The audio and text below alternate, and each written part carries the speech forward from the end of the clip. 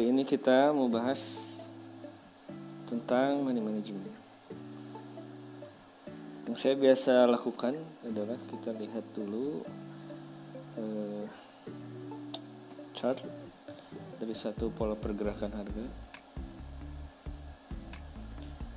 Misal chart PTBR. Ada berbagai jenis teknik dari money management. Jadi prinsipnya money management adalah bagaimana kita meminimalkan resiko dalam satu investasi atau dalam satu posisi trade, khususnya di sini konteksnya adalah jual beli di pasar saham. Ada banyak style atau konsep dari money management. Saya biasa lakukan adalah menggunakan rasio dari Fibonacci. Misal di sini adalah saham PTBR. Oke, setelah kemarin kita analisa PTBR, kita tahu trennya masih bullish ya. Nah, saya biasa lihat dulu trennya, tren bullish.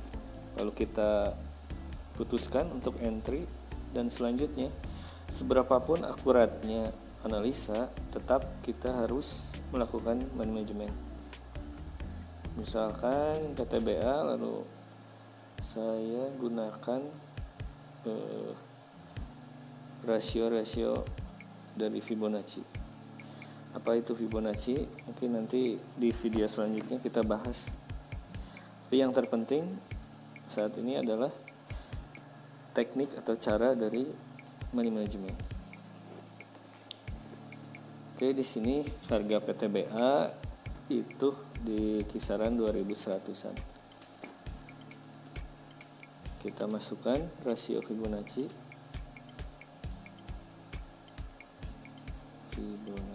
Ya. Oke, saya ambil titik terendah dari pergerakan harga PTBA ini adalah 1560-an. Lalu titik tertingginya adalah di area 2000, saya tinggikan lagi.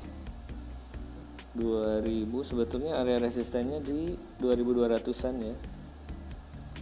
Tapi saya ingin range-nya diperluas lagi, sehingga saya ambil di sini di kisaran harga 2500-an.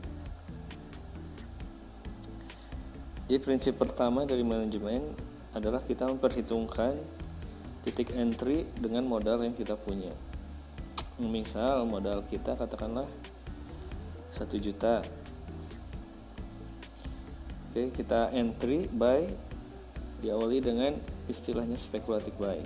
Jadi tidak semua modal saat kita awal entry atau buy, tidak semua modal kita masukkan, tapi kita manage modal tersebut. Misal 2100-an, saya masuk 1 lot.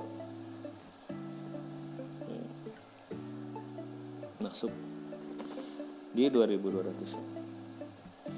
Setelah masuk, otomatis ada 2 skenario yang terjadi. Kemungkinan terbaik, skenario terbaik adalah harga akan up, naik. Pertanyaannya adalah bagaimana jika harganya turun? Gitu. Jika harga turun atau koreksi, ini yang dilakukan adalah saya average down di rasio-rasio Fibonacci. Jadi saya memungsikan Fibonacci di sini adalah sebagai titik-titik entry dan titik-titik support resisten. Ya, saya juga tidak terlalu paham tentang Fibonacci, tapi yang biasa saya lakukan adalah entry di titik-titik tersebut.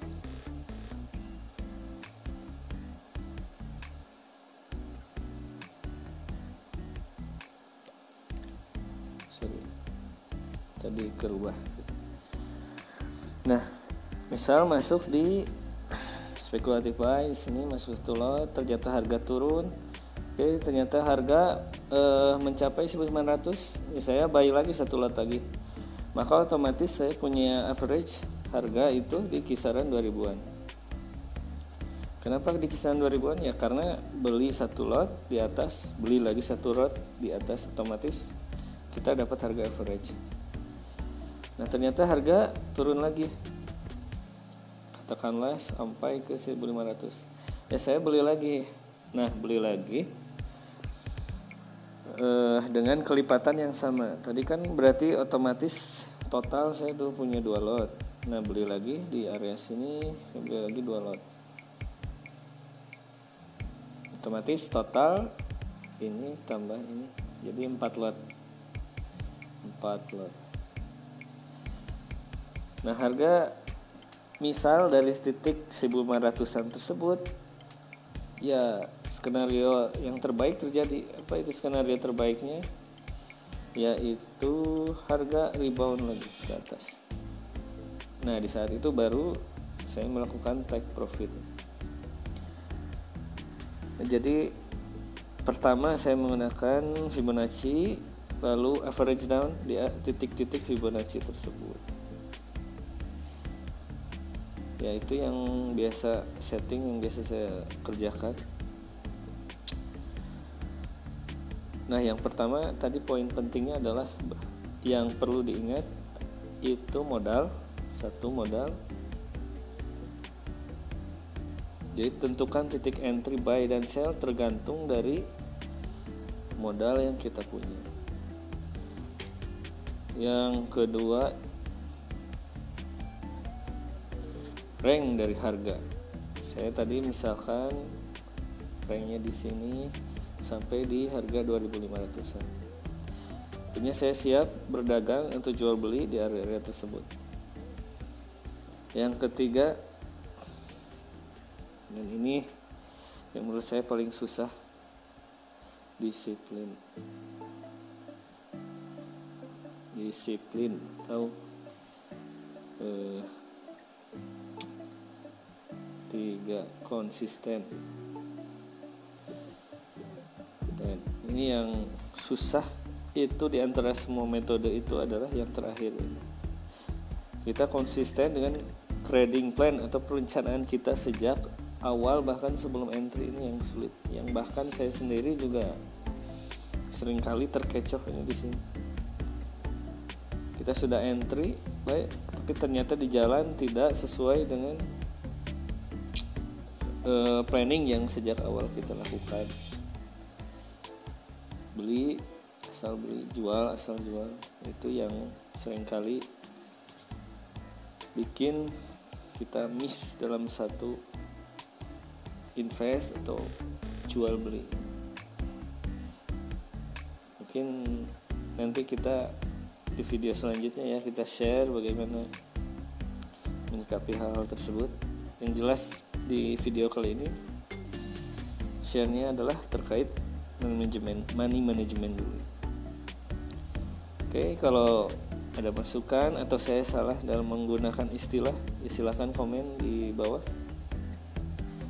Ya, mudah-mudahan video yang singkat ini bisa bermanfaat. Oke, itu saja mungkin yang bisa kita sharekan.